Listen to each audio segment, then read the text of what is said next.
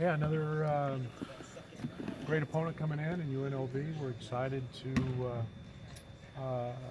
have that game here and a great opportunity for our fans to see one of the great programs in the history of college basketball. And the Runner-Ups are a big part of the history of basketball. So get them coming in here.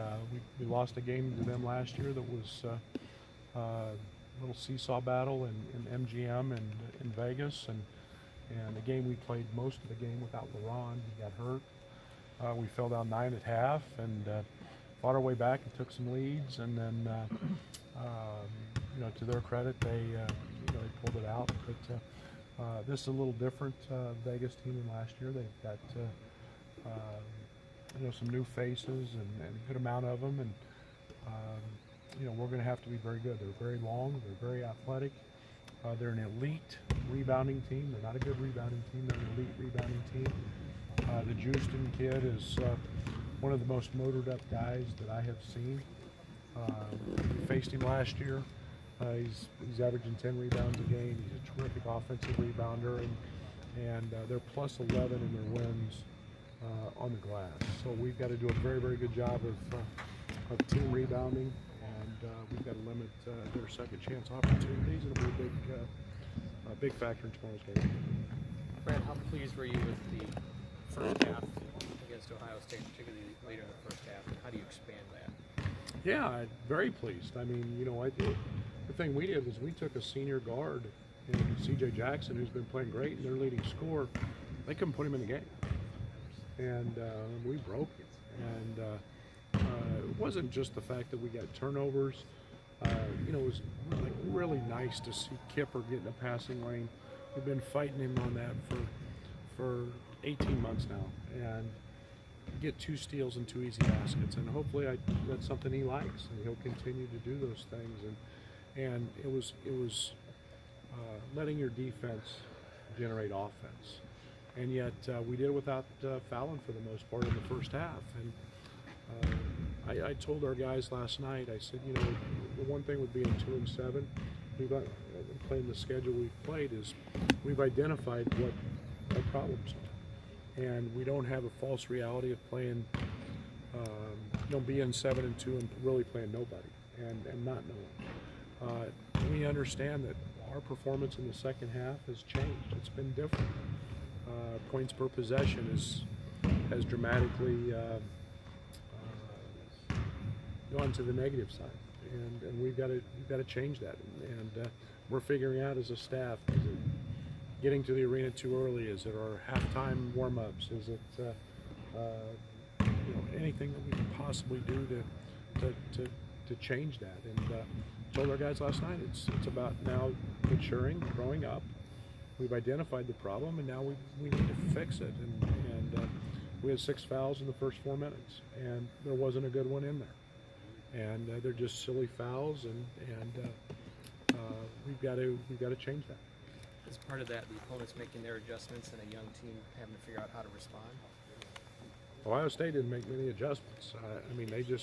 They kept doing what they do, and the same things they tried the first half. They opened the second half with same play and same actions, and there wasn't a big factor in anything that they did. It was more just us being really, really flat.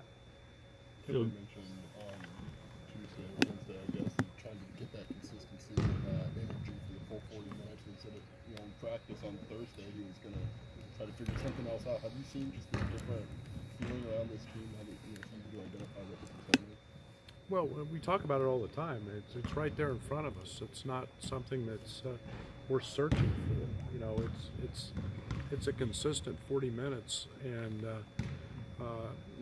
then it compounds. We missed 18 layups in that game, and that stresses then your defense, and one area hurts the other. So we've got to continue to play. We got great shots, unbelievable shots against Ohio State. Everything we wanted. We got wide open threes. We got layups.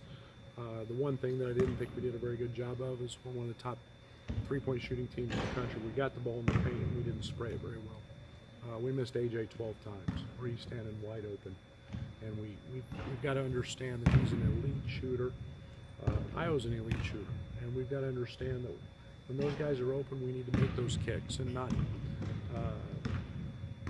we don't have to shoot it every time we drive it in there. But yeah, we're finding consistency. We've identified it, and now we've got to keep growing to fix it.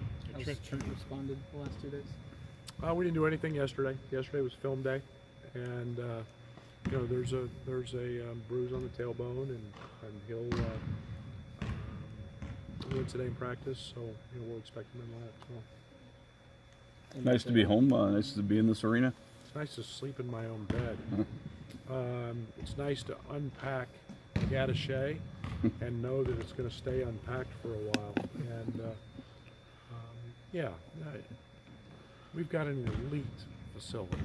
This building is so great, and the one thing about it is we've got the best fans in the country, and to have the opportunity when we signed this game with UNLV, it was to reward our fans, basically. I mean, to bring a great opponent in here, and to they deserve that in this building, and we're going to continue to do that. But it's been a long road. It's been a lot of travel, and great opponents. But it's great to be back here. That little stretch where you turned Ohio State over 3 or 4 times in a row, is that the type of game that you envision your system to be? We're not going to turn people over 3 or 4 times in a row consistently, but it's those opportunities. If you do it twice or 3 times a game, it's, you know, you get an 8-0 run, a 10-2 run. Those become monumental, and you know, then you make layups, and those runs win you games, and then it's just being solid after that. I mean, but our effort was fun. We kept showing our guys at the bench how excited our bench was during that segment, how excited the crowd was. I mean, for I don't know what, 5,000 fans there, they were going nuts, and how exciting that is. It doesn't have to be that for 40 minutes, and it's not going to be that. But those stretches are extremely positive, and that's what we're looking for, is the opportunity just to wear on people over the course of 40 minutes, where they have those moments at the end of the first half where there's 3 or 4 turnovers and we go down and capitalize. Haven't had much practice time with this group, a lot of games, so how important are the coming weeks after tomorrow? Huge. Coach's dream. You know, it's literally today is, you know, was prep. Yesterday was film, post game, and then you know, we've been in a lot of. It gets very difficult with a young team to add a whole bunch because they need reps to remember, and we haven't had a ton of that. And so now we get into finals week, and there's obviously a tremendous importance for the academic load and what's in front of them there, but it's also an opportunity when they don't have finals and aren't studying that when we're on the practice court, we can really get dialed in on some things and add some things and continue to grow that way. Any update on Teddy's? We'll not be in uniform tomorrow. We know V was kind of Trent's breakout game last year. Is there any message to maybe some other freshmen like Io or Allen that can click in this game or this time? Yeah, I mean, I think it's all those guys that you know, it's the instant gratification we all want, and it just doesn't work that way. And Trent is a gleaming example of you know, last year, and first Big Ten game hardly played it, and then he started to find his way. And you know, in Io's case, I've been really pleased with Io. His numbers are tremendous. Now he's missed some shots that he normally makes. That's comfort, and he can't dwell on that. Allen is a guy that I feel very confident in, and I love his ability because he's such an elite shooter. Every time he shoots it, I think it's going in. I got to get that on the court more. And I had a conversation with both those guys yesterday. Just keep doing what you do, keep working, and good things happen to those who work hard. And both those guys are putting in their time. Has Tevian been doing? Have you seen from Tevian what you want to see to get back on this team potentially soon? Yeah, it's it's a standard that we hold all of our athletes to, and he's a terrific young man. He's conscientious, and sooner than later, some point he keeps working and on the court, and he'll be back in a line A uniform, and that'll make all of us smile. You mentioned that gratification. How much would a win mean for confidence and confidence for this team? There's no doubt. We need a win, and we got a very challenging schedule. UNLV's part of it. Next one after that's part of it. The one following that's part of it. It's not where there's a lot of sub 250 teams coming in here that you can gain confidence that way.